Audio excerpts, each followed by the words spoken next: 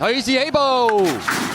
好，你一開閘嘅時候啊，前面快閘嘉應高升應聲彈出啦，隔離拍住佢仲係幸運有理啊，中間賢者無敵搶啦，出邊維港智能最出眾嘅隻魔術控制啊，內欄呢就永進劍豪啊，馬林中間粉紅袖呢仲有隻美麗第一啊，外邊啊合夥奔馳啦，尾五位置就係呢隻李健夢境啊，尾四係金鑽貴人啊，後邊三匹馬野田冰封啦，賢德之君啦，暫時殿後係驕陽名區嚟㗎。好啦，咁啊轉緊彎啦，前面魔術控制就貼欄放嘅，第二位有維港智能啊，內欄第三隻賢者無敵啊，第四位合夥奔馳啊，第五位呢埋邊呢仲有榮進劍豪啦，響出邊呢仲有呢隻就嘉應高升啊，後多層啊嘛，美麗第一啦，馬林中間呢仲有李健夢境啦，再後邊噶嘛，黃三隻金鑽貴人掟出去大外檔嗰邊呢就係幸運有理啊，最後直路前面透出嘅嘛，魔術控制啊，中間維港智能追緊佢，外邊嘉應高升一俾落去就有啦，再見到外邊追嘅嘛，仲有李健夢境後邊噶嘛，仲有驕陽名區啊，再後多層係金鑽貴人，最後百零米啦，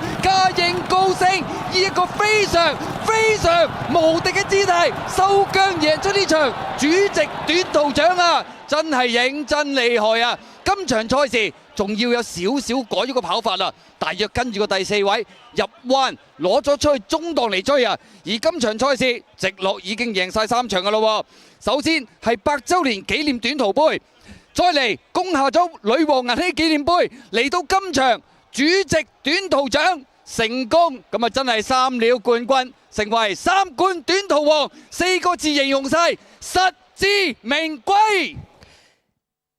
短途3冠 easy。哇！佢有啲玩嘢，係我哋玩嘢就係，我都覺得佢有啲玩嘢嘅，真係。哇！你嚇一嚇嘅喎，你見到佢咁跑，就3碟喎。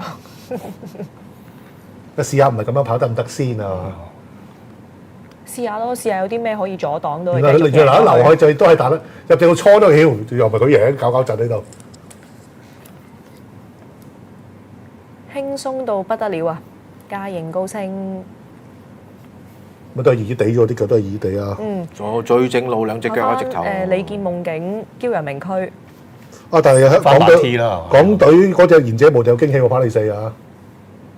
你聽唔到頭先阿 DJ Thomas 介紹咩？啊有。捽咗第4上嚟啦。Yo check it out。好似咪慳咗個內欄嘅佢。